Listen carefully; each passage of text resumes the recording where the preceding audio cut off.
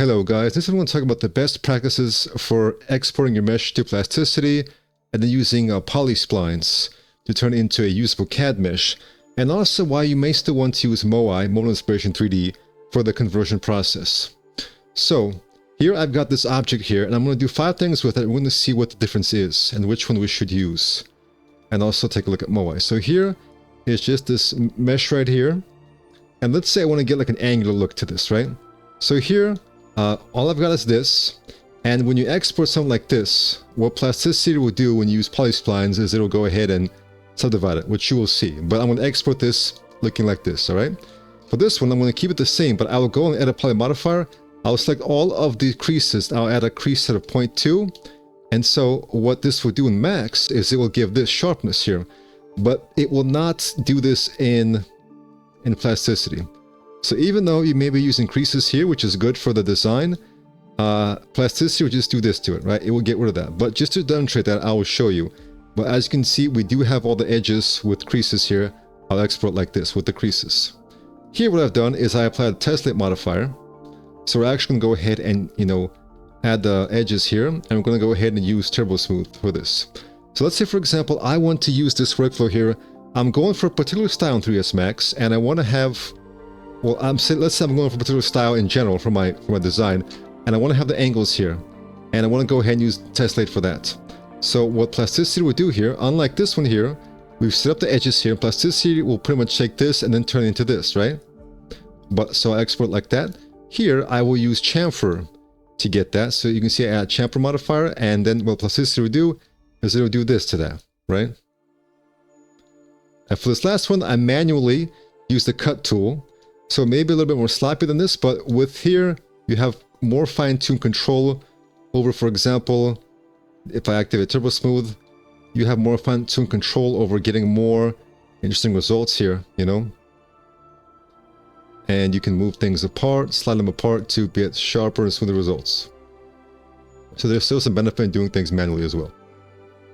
So I'll go ahead, guys, and select all this, export this to Plasticity, and I will see you guys there. And real quick, guys, if you are interested in modeling furniture, I have a new course on how to make a variety of objects from fancy leather couches to chairs and a whole lot more. Link is in the description. Alright guys, here are the objects in Plasticity. As you can see, I can't do much with them except select them. I can move them, I guess, as well. If I try and activate, for example, even the edges, nothing is happening here. So I will select them, and I'll go ahead and press F, and then PO, PolySplines. We're going to wait a little bit here. Alright, and here's the conversion process, guys. As you can see with these first 2 results, whether we have no creases or creases, it does not matter. Essentially, it's like almost like applying Turbo Smooth or Subdivision in Blender, for example. That's what it does. Maybe you want this, guys, but that's not what I'm going for with this particular style. So for me, this is what the method gives. Here, we do have the result that I want, but it's also, it's got a lot of edges here, which may interfere with some operations. Now, I can still do a lot of things here. I can still very easily cut things apart here.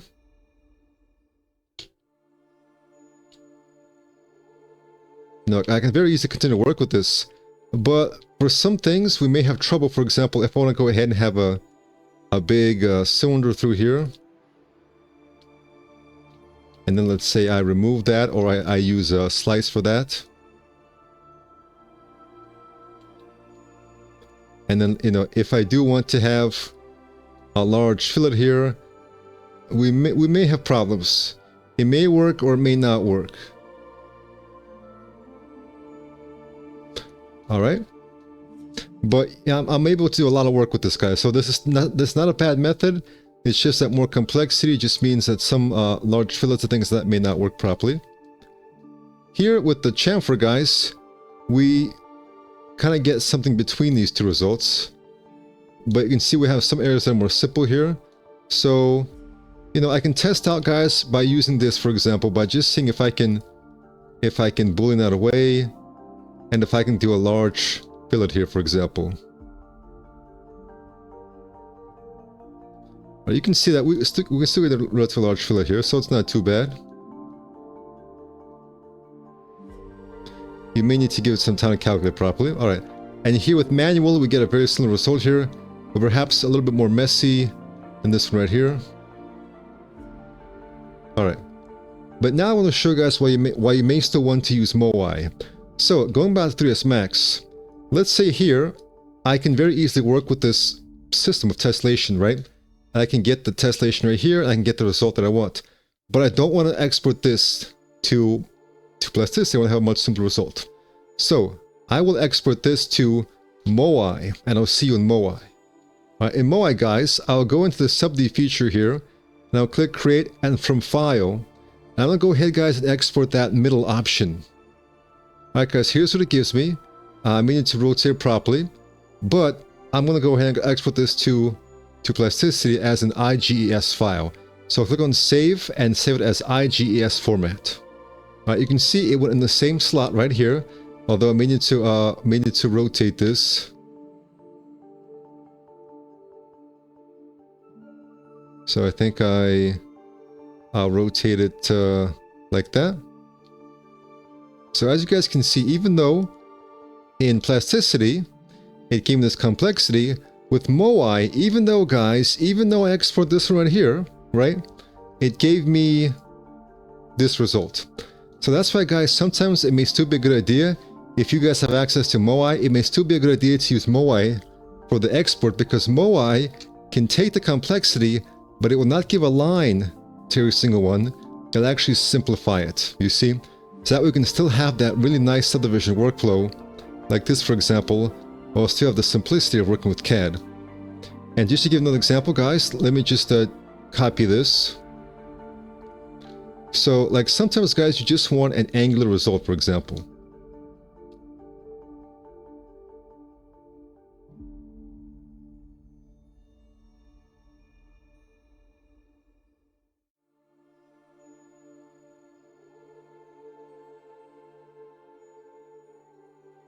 And so let's say just making a specific thing that's just very angular, and you got something like this going. All right, we're going to go ahead and symmetry. Although let's actually move this here. Let's make it a little bit more complex, shall we? Like that. And then we got this. We rotate it. Let's just get some sort of interesting result going here.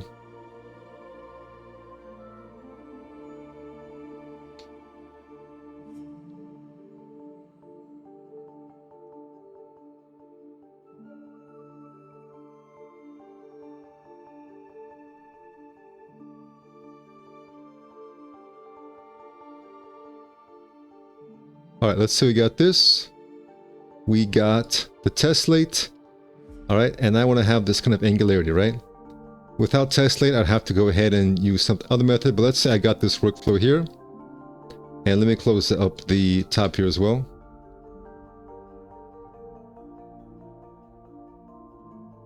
All right, so once again, guys, I'll go ahead and export just like this, and I'll do the same workflow. I'll go ahead and use Moai to export it, and I'll see you guys in Plasticity. As you can see, guys, we now have the simplicity of if this was made in CAD without any of the complexity. So that means we can handle, for example, very large fillets here.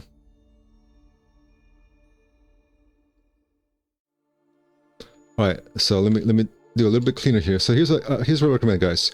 Whenever you're boolean this away, just make it a new object. That way you can select this and move it out a little bit here to get a much better result. So this method right here, guys, where you chop things like this, works great when you have a flat surface. But when you have a surface which is curved, you saw what happens. If you try and create a cylinder here, you'll have this weird little sliver right here, right? So create the object, and then move it out a little bit. Create a new object, and then just move it out a little bit here. But now, guys, because it's so simple, you actually get away with having very large fillets here. Although still, guys, there are still other issues that get in the way, just because, you know, of the irregularities here. But still, with this method, you can get very large fillets if you need them. I'm just using fillets, guys, as a test for what you can achieve. You see, the simpler your mesh is, the larger the fillets are. If your mesh is very complex like this, it will limit the fillet size. But we're still going to push through and still get those large fillets here.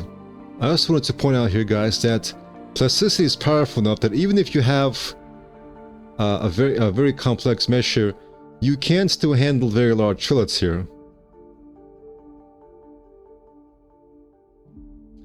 Yeah, so as you can see, you can still get a very large fillet here. It's just that I think it's easier the more simple your mesh is.